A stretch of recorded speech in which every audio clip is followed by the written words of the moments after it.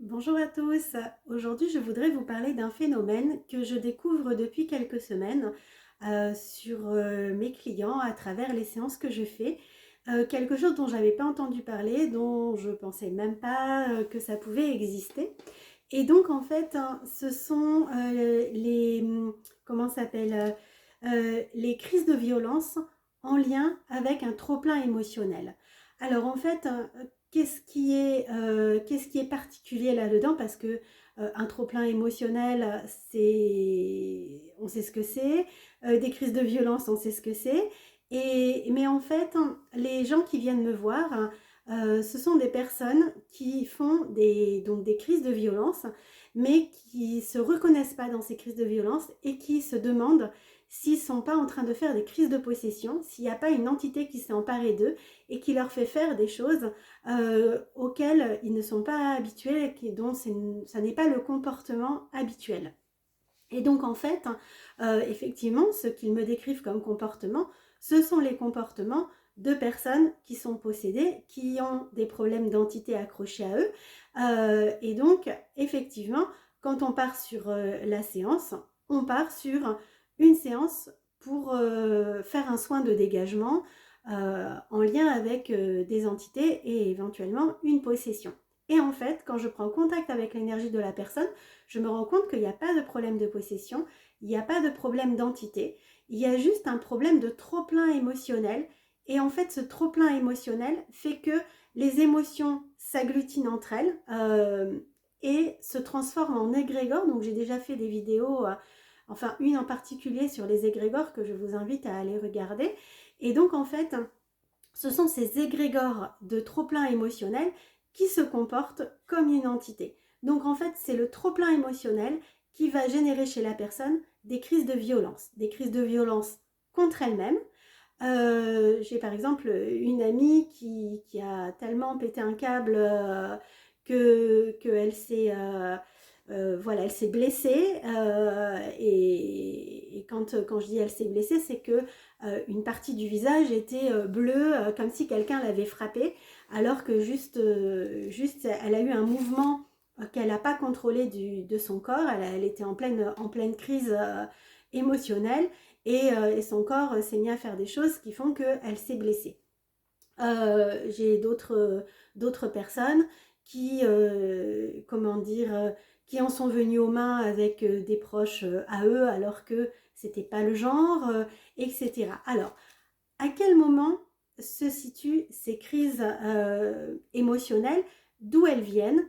Alors en fait, j'ai remarqué que le point commun entre toutes ces personnes, c'est que à chaque fois ces personnes-là ont vécu, donc toujours dans le domaine émotionnel, dans le domaine sentimental, mais je pense que ça peut toucher un peu tous les domaines. Mais là, en l'occurrence, les personnes que j'ai accompagnées pour les aider à reprendre leurs esprits, le point commun, c'est que toutes, elles sont dans des relations sentimentales qui vont à l'encontre de leurs valeurs, à l'encontre de qui elles sont, mais qu'elles n'arrivent pas à quitter.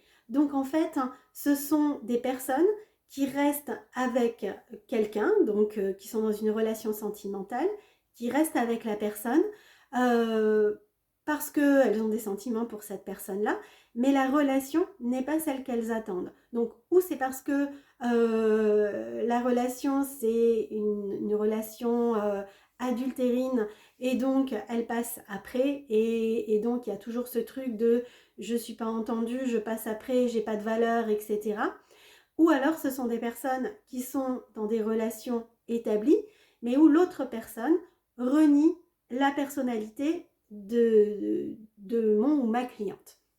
Et donc ça donne des situations où la personne doit se réfréner, doit réfréner ses émotions, doit réfréner sa personnalité pour ne pas déplaire à l'autre. Alors, et bien sûr, comme je l'ai déjà dit dans la vidéo précédente euh, sur la spontanéité, là, ce sont des personnes qui perdent leur spontanéité pour rentrer dans une case, pour rester dans une relation à laquelle elles tiennent, mais qui ne leur convient pas. Et donc, c'est au fur et à mesure du temps, je m'écoute pas, je m'écoute pas, je m'écoute pas, je réfrène qui je suis, je réfrène ma personnalité, je réfrène les besoins de mon âme, je réfrène la joie de vivre.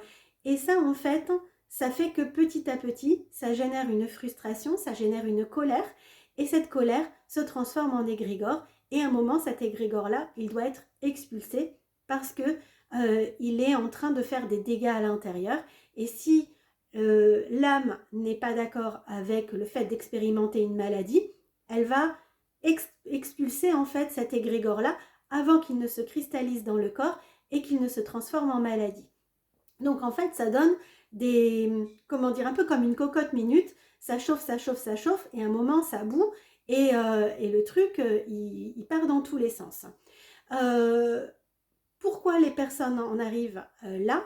C'est souvent, enfin pas souvent, c'est toujours des personnes qui ont une blessure d'abandon qui est extrêmement forte. Et donc, elles préfèrent, contrairement à l'adage qui dit il vaut mieux être seul que mal accompagné, ce sont des personnes qui préfèrent être mal accompagnées que seules. Donc en fait, elles se disent, enfin c'est leur mental égotique qui leur parle en disant t'es mieux avec quelqu'un que seul, t'es mieux avec quelqu'un qui te martyrise ou en tout cas qui te fait pas du bien que seul.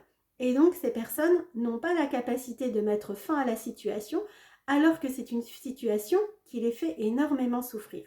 Et donc pourquoi il y a ce souci? C'est qu'en fait, il y a un conflit intérieur de je serais mieux sans cette personne, mais en même temps, je ne peux pas être sans cette personne.